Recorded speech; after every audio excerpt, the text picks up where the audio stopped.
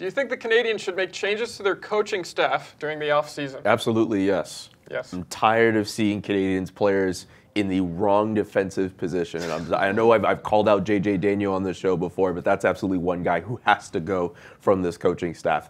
I mean, it's one thing to look at Claude Julien, and I know he hasn't gotten a lot of flack, but one of the biggest reasons why I think that's the case is because the staff around him is still guys from the Michel Therrien regime.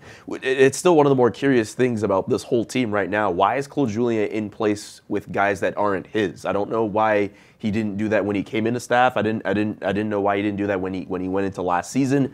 It's a very curious situation. I think if the Canadiens want to be a better team going forward, they have to start cleaning house with the coaching staff and let Claude Julien pick some of his guys around him. Yeah, it is weird that usually when you bring in a new coach, you at least halfway through the season, you let him have one of his guys to come in and then really sort of clean house during the offseason. But I don't know, maybe Jeff Molson said something to him that at this moment you need to work with what you have. And then after your full year with the Canadiens, then we can talk in the offseason.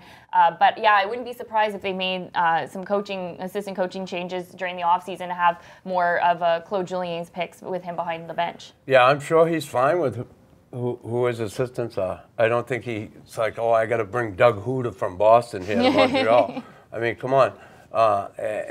Again, the head coach is responsible for those under him. He's responsible for the power play, the penalty kill, and all that. And I'm not saying these guys are puppets behind the bench. They certainly have input, but the head coach is responsible for the development of players at this level. And he's also responsible for the system. And I think he's fine with a guy like Kirk Muller, and he's probably fine with J.J. Daniel, to be honest with you. And I think if he went and said, hey, listen, here's the deal. I don't like the job J.J. Daniel's doing, that they would consider letting him bring in one of his own guys. But I think he's fine with them. So do you think we'll see the same staff next year? Yeah, I do. Oh, yeah.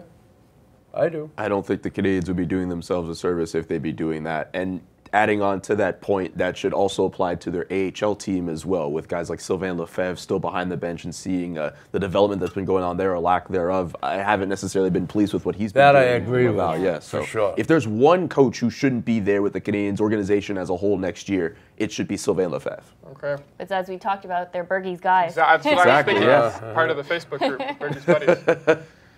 Go to hockeyinsideout.com now and check out this week's full episode.